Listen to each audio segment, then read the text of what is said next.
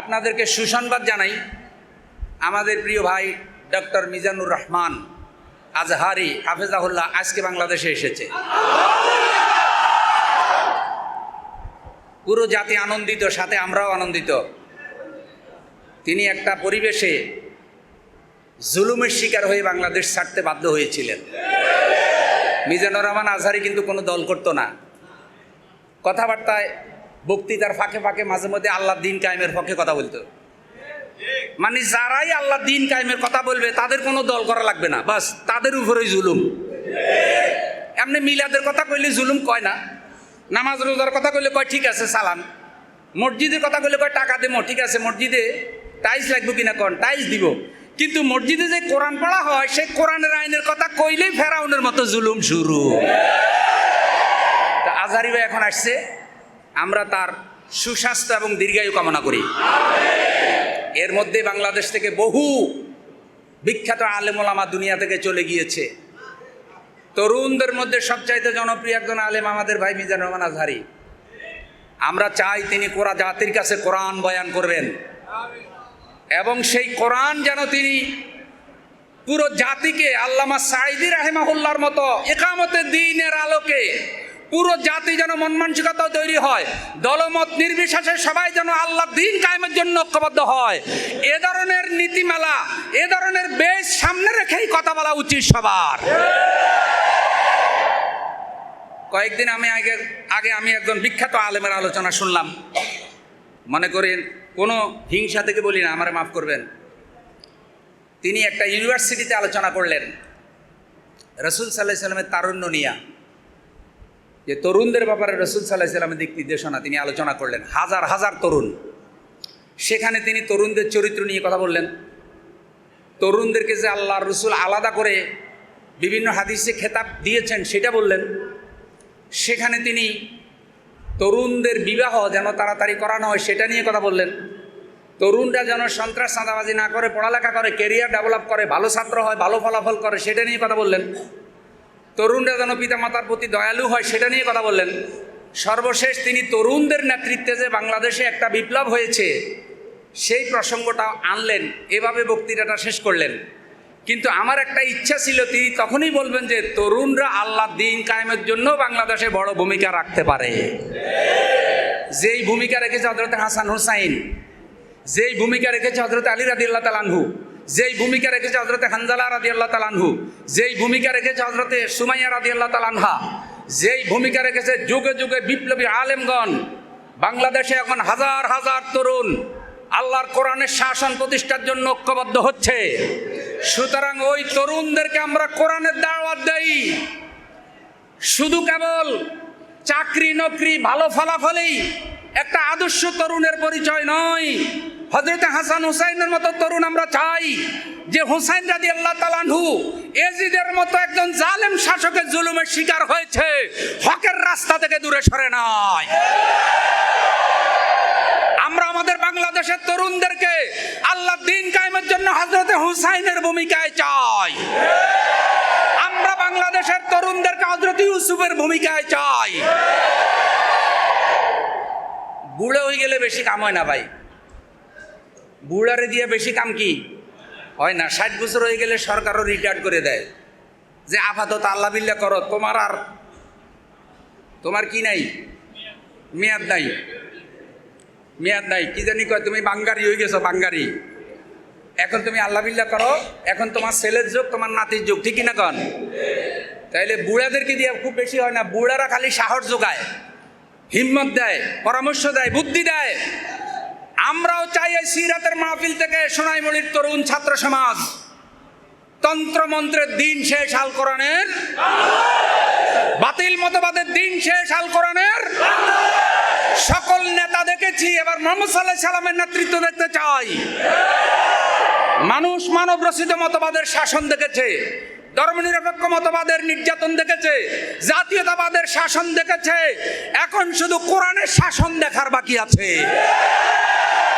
আর কোরআনের শাসন প্রতিষ্ঠার জন্য আমাদের তরুণদেরকে অগ্রণী ভূমিকা পালন করতে হবে। তরুণরা যদি জেগে উঠে, বাংলাদেশ জেগে উঠে। তরুণরা যদি জেগে উঠে বাংলাদেশ জেগে উঠে, তরুণরা যদি জেগে উঠে বাংলাদেশও। আমরা বড় বড় আলেমদেরকে দেখেছি, তাদের অনেক ফ্যান ফলোয়ার তরুণেরা, তাদের ফেসবুকে তাদের পেজে lakh lakh million million liker, সব তরুণ। আমরা তো কথা বলি, আমাদের কথা আমরা সব সময় ভালোভাবে বলতেও পারি না, কারণ আল্লাহ সবাইকে সমান যোগ্যতা দেয় না। তা আল্লাহ তাদেরকে যোগ্যতা দিয়েছে, এলেম দিয়েছে, কথা বলার ক্ষমতা দিয়েছে এবং হাজার হাজার ফ্যান ফলোয়ার দিয়েছে। তারা সবাই মিলে আল্লাহর দ্বীন কায়েমের জন্য তরুণদেরকে ঐক্যবদ্ধ করুক। আমরা সেই দাবিটা করি, এটা আল্লাহর জন্য করি, দ্বীনের জন্য করি। মনে রাখবেন, হক কথা না বললে আলেমের এলেমের হক আদায় হয়।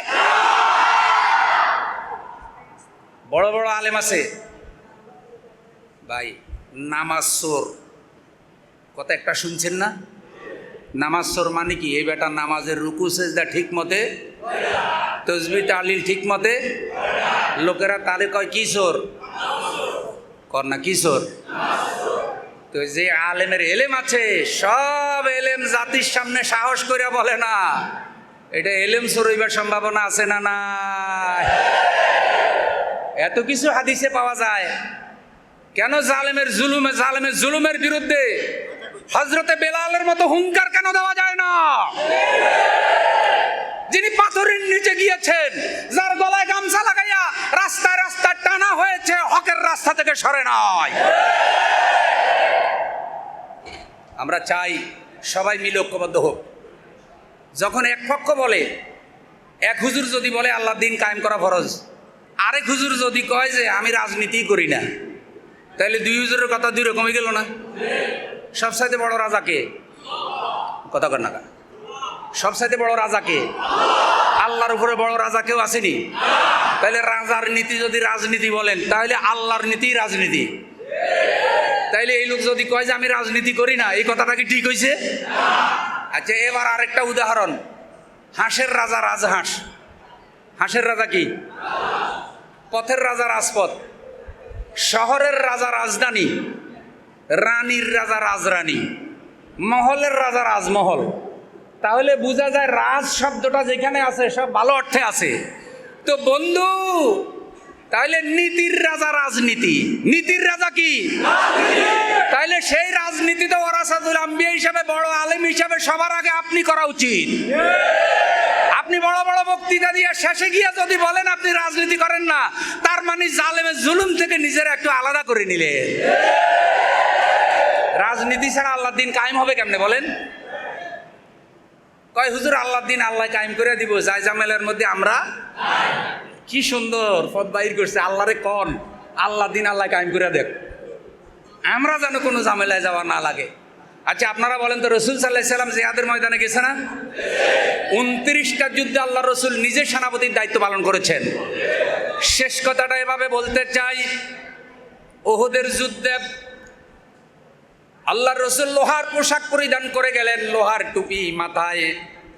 কাফেরেরা পাথর মেরেছে, লোহার টুপি ভেঙ্গে খান খান হয়ে গেছে। সেই টুকরা একটা অংশ নবীজির কপালে ঢুকেছে, লোহার মতো শক্ত হাড় কপাল, ওই কপালে ঢুকে রক্ত বের হয়ে গেছে। আর পাপিষ্ট কাফের একটা পাথর মেরেছে, সেই পাথর ঠোঁটের উপরে পড়েছে। আল্লাহ রসুলের সামনে দাঁতগুলা ভেঙ্গে জমিনে পড়ে গেছে। রসুল সাল্লাল্লাহু আলাইহি সাল্লাম এক হাত দিয়ে কপাল চেপে ধরলেন, আরেক হাত দিয়ে ঠোঁট চেপে ধরলেন, কেঁদে কেঁদে বললেন, এই জাতির কল্যাণ কি করে হবে রে, যেই জাতি তাদের নবীর চেহারা রক্ত দিয়া লাল বানাইয়া দেয়। বিশ্বাস করেন, যেই জাতির নেতারা কোরআনের পাখি, বৃদ্ধ বয়সে 15টি বছর কোরআনের বয়ান থেকে যাকে দূরে রেখেছে, বৃদ্ধ বয়সে দাদার নাতির কাছে থাকে, ছেলের কাছে থাকে, কোমরে বেদনা হয়ে যায়, 5টা রিং পরানো ছিল কোরআনের পাখি, কি অসুখ হয়েছে ছেলেকেও জানতে দেয় নাই। জালেমের দেশেও যদি আপনি অসুস্থ হন জেলখানায়, ওই জালেমদের শাসক যারা কাফেরদের শাসক, তারাও কিন্তু অসুস্থ হইলে ছেলেকে দেখতে দেয়, স্ত্রীকে দেখতে দেয়। অথচ অসুখের কথা বলে তাকে আনা হলো, স্ত্রীকেও দেখতে দেওয়া হলো না, ছেলেকেও দেখতে দেওয়া হলো না। রাতের বেলায় শুধু মরা লাশ বুঝাইয়া দিল।